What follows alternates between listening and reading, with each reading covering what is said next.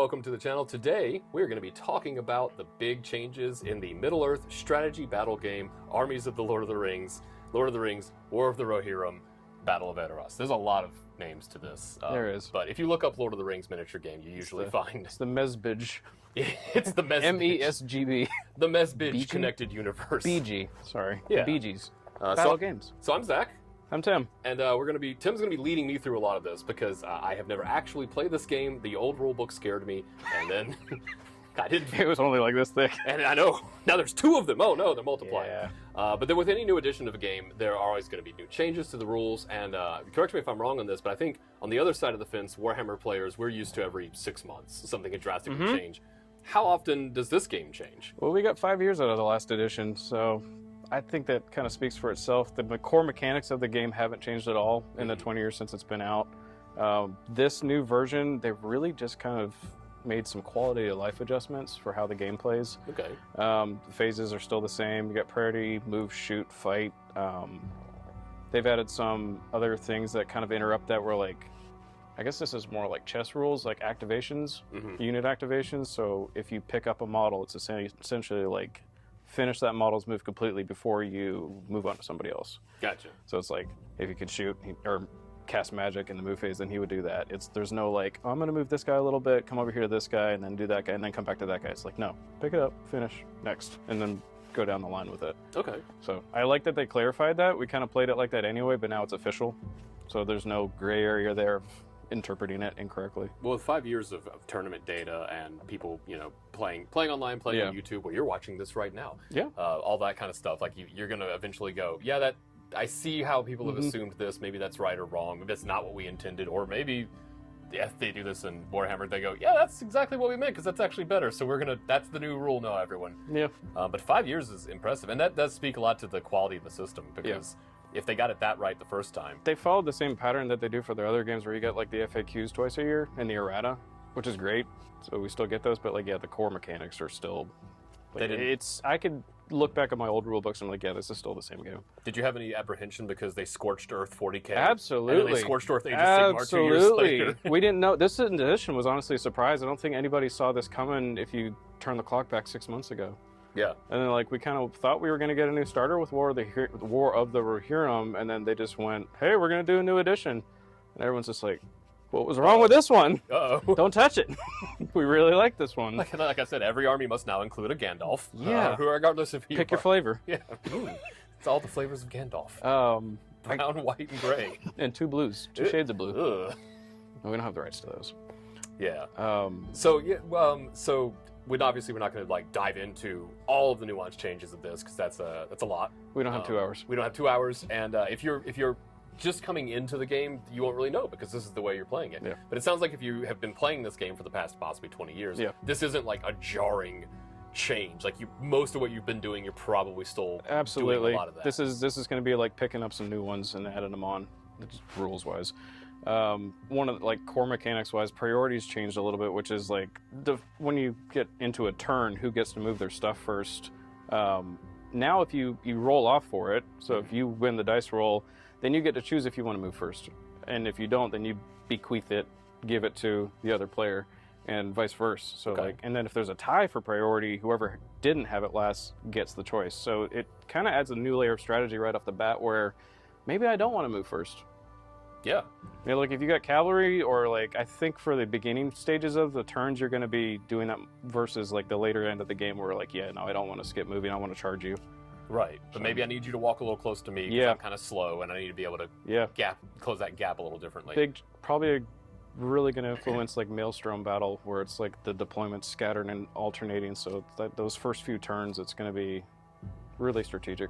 That is one of the things in the old edition. I looked at one of the maps where it was basically put down one of your guys and then one of them over here and one over here, and basically everyone starts out all mixed up. I thought that seems pretty cool. Yeah. If you've never seen this game and you're coming from like the large wargaming side, this is sort of a mix of a skirmish game and a large wargame. Yeah. Because you were saying goblins, you'll have 60 guys on easily, the table. But Ints, you'll have 3, 4, 5. Yeah, tops. And everything in between. So from a collector's standpoint, thank you.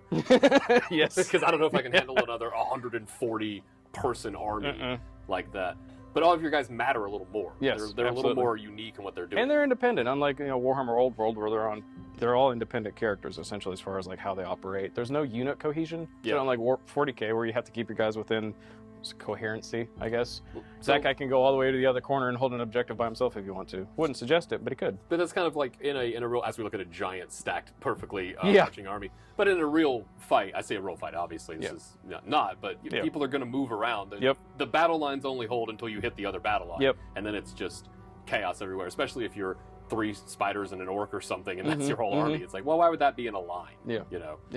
So priorities change. What else is going to be surprising people when they come in if they haven't picked it up in a little bit? Quirkier mechanics are going to be like the fight phase has been tweaked, where like if you're it's the dual roll and you're the loser, then if you have a banner nearby, then you have to re-roll first. There was kind of a gray area before where like they didn't have to roll first. So if I won the duel, but I won and you rolled a 1 and I rolled a 3. Sometimes they would expect the winner to kind of roll off their banner and wait and see what happens before they use their banner reroll, because it can go up or down. So now the loser has to roll first or modify. So that I think that's cool, because it's going to just speed things up a little bit. Take that apprehensive part of it, the deciding part, and like, no, you just have to do this now. Does that act as a penalty more for the if someone doesn't know the rule system, or is that like, oh, you lost, so you also have to do this? Yeah, kind of. Okay. Trap models. How did they phrase that? They do not back away at all now, I believe. So like if you're like before, they kind of like just separate them, and like I think the rules were written where the trap model still had to back away, which didn't make sense because he's trapped. But now you just kind of like separate them out a little bit and clarify it. They clean that up, and then the attacker splits off. But that's nitty gritty stuff. They changed how courage is listed on profiles now. Instead, it was like you'd have a number and then you had to roll 2 dice. The mechanics haven't changed, they just changed how they listed it, so it'll say like a 7+. Okay. So you still have to roll 2 dice, you have to equal or beat it. I think it's easier to read it than have to do the math in your head. Exactly how Battleshock used to work, where you would do reverse math. The only equation in the game that you had to do backwards was Battleshock, and it was like a handbrake on the turn to get to that point and try to do that. So making it easier to understand what that roll is signifying too. You know, people understand a 7+ in the gaming industry, I think. Yeah. And you were mentioning something, there's a new stat as well. I don't know if I'm jumping ahead. There's 2. They added intelligence, which is kind of the test factor where courage testing doesn't make sense, where like I think it's going to affect us mostly with monstrous attacks. So if a troll wants to hurl somebody, he has to take an intelligence test. So you have like a troll just having an existential moment of like, let me calculate this real quick.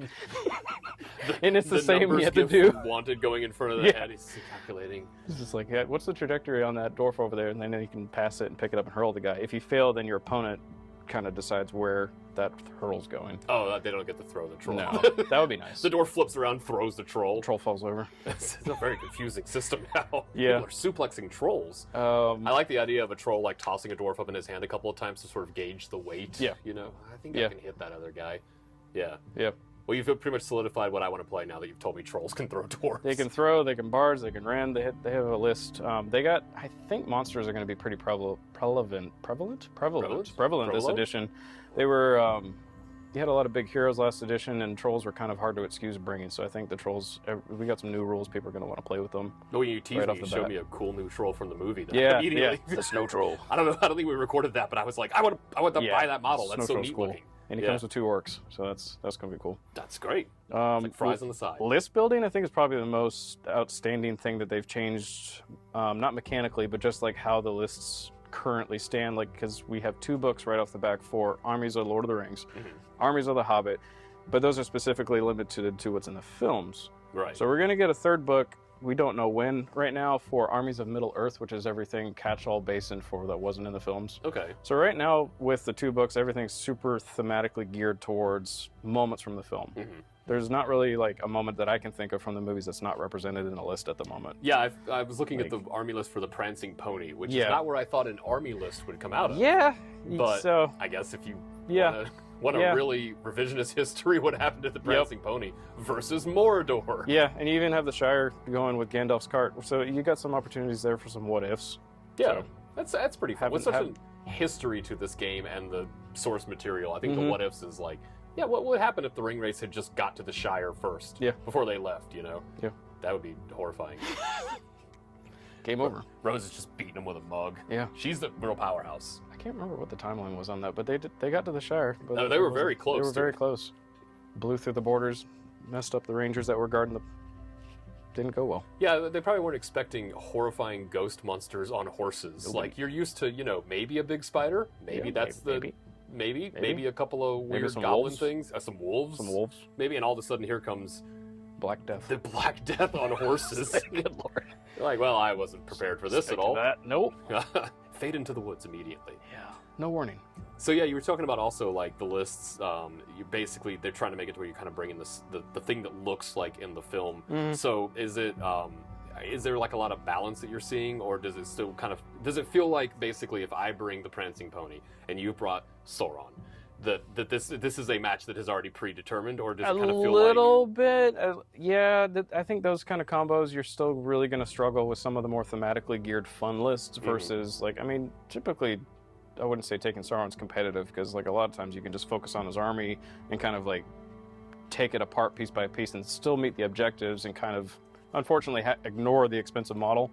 Yeah, well, but that can come down to deployment as well, depending on the scenario. Like, you might not be able to avoid Sauron, which in that case, the Prancing Pony list, I think you only have Arwen as a magic caster, so it's not looking good. It's gonna go great. It's not looking good. Yeah. I mean, it didn't look good on paper when you have just an elf on horse and a couple hobbits anyway, but yeah, it's a handicap, and people that want to play thematically, bless their hearts, they can do it. Good. There are lists, I think, geared towards a lot of different flavors, and that's one of them.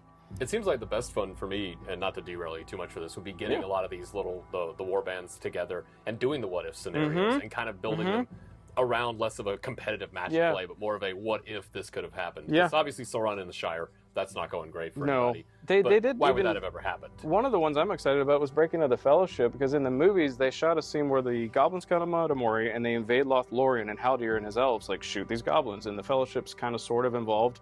They completely cut it out of the movie. But now you can take it as a list. So you can have the Fellowship and Haldir's elves, or elves of Lothlorien, in support. And it's I think it has some cool synergy potential. Cool. But it's a flat out what if, because it didn't really happen that way in the book. So.